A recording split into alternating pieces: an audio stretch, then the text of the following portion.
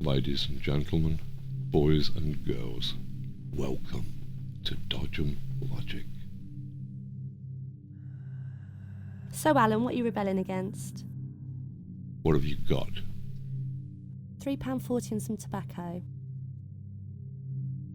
Right, I'm rebelling against £3.40 and some tobacco. Next question. Why are you dressed like that? Dressed like what? I mean, this is just what I ordinarily wear around the house when I'm doing a bit of cleaning, just hanging out. But yeah, all right, I am in a particularly ebullient and colourful mood because we are launching Dodgem Logic. What exactly is Dodgem Logic?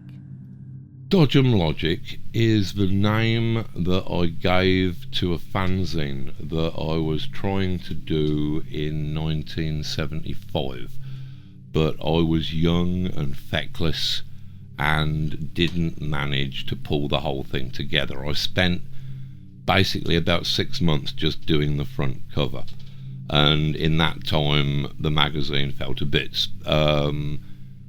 However, when it came to the present day, I was thinking that it might be a good idea to bring back a good old-fashioned underground magazine. I thought that these times they're particularly bleak and distressing, especially for somebody like me who likes a bit of liveliness and cheer and colour in the world.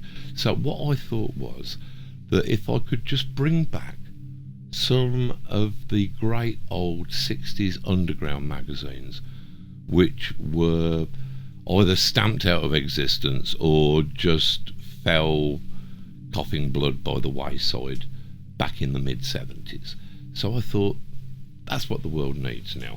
It needs love, sweet love, and a good underground magazine. So I thought, what should we call it? And Dodgem Logic sprang to mind. I've got no idea what Dodgem Logic means, but it's a very euphonious and compelling little phrase which trips easily off the tongue.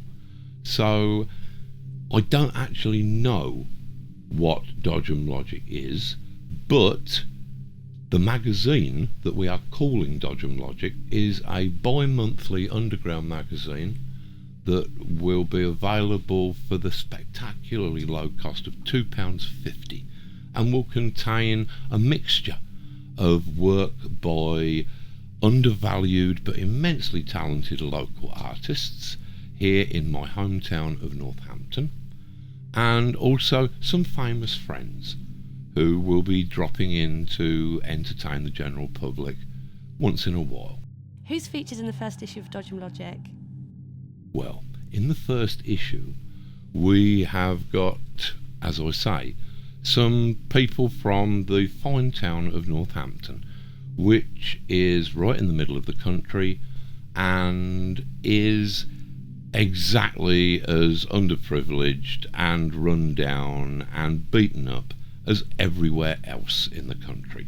So we become kind of universal, and the local talent that we've got here is, I'm sure, no better or worse than the local talent that is just waiting there in every town, every village in this country. So, to answer your question, we have got people such as local boy Dave Hamilton, who is the publisher of, or one of the writers of the Self-Sufficient-ish Bible. Dave's going to be handling our environmental column, and he kicks off in the first issue with an article on how to live without money, which I suspect is something that people could use to know in our current troubled times. In the same vein, we've got a cookery column by the excellent Wendy Jarrett, who is specialising in doing delicious, nutritious, and above all, very cheap food. We've got Tamsin Payne, who designed my spectacular wedding attire. I mean, this is fairly ordinary and drab looking next to what I was wearing on my wedding day. That was all Tamsin. Tamsin is doing a column on how to make gorgeous, stylish clothing and accessories, such as I would be proud to wear, for next to nothing. I think that we've got an article up on recycling old neckties in the first issue from Tamsin. We have various other pieces by local luminaries. We've got a doctor's column by a couple of our very own practitioners who will be giving health advice both in the magazine and on the website. We have some very notable people. I mean, all the people we've got in it are notable, but specifically we've got Graham Linehan in the first issue, the writer of Father Ted, The It Crowd, and numerous other hilarious television comedy vehicles. We've also got the adorable Josie Long, who is probably one of the funniest and brightest comedians in Britain at the moment. Josie will be doing a regular column with us, but in the first issue, Josie's contributed an essay upon love, which is the thing that there is just too little of. We've got the splendid and demented Steve Aylett with a commemoration of the moon landing in our first issue.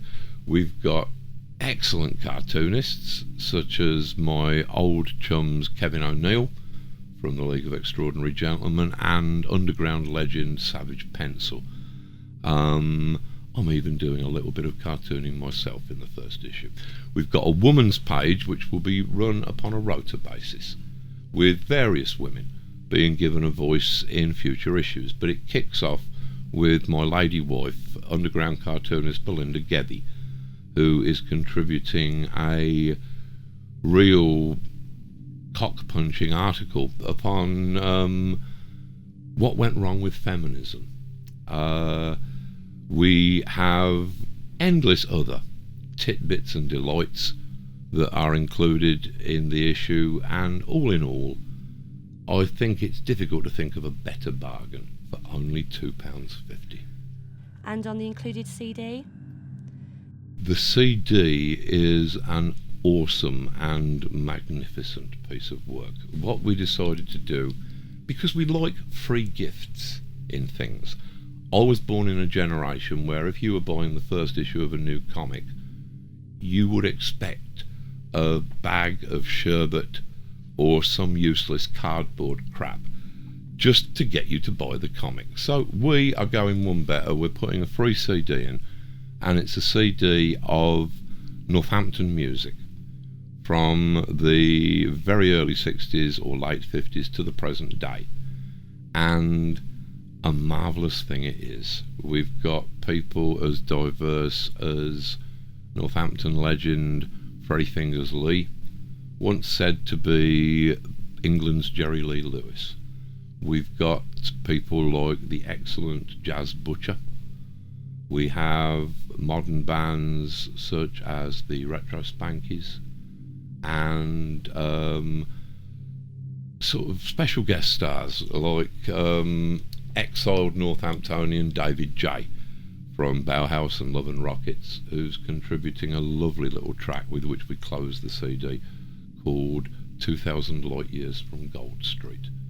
We're just getting it together today as I speak, and I've had a chance to listen to it. It sounds excellent, and it isn't even too spoiled by the fact that I am myself contributing a track to the album with my musical colleague Downtown Joe Brown and the Retro Spankies. So don't be too put off by that. And what are your plans for the future? For the future, I would like to see Dodgem Logic basically expand into a kind of global empire where everybody is under my thumb from now until eternity. But until then, I mean, we could probably make do with just a relentless agenda of new stuff every issue. We're going to have some continuing columns, but we want to keep the magazine as fresh as possible. So that is what people should look out for in the future from Dodgem Logic. Thank you very much for the interview, Mr. Moore. It's been an honour and a pleasure. Don't touch me.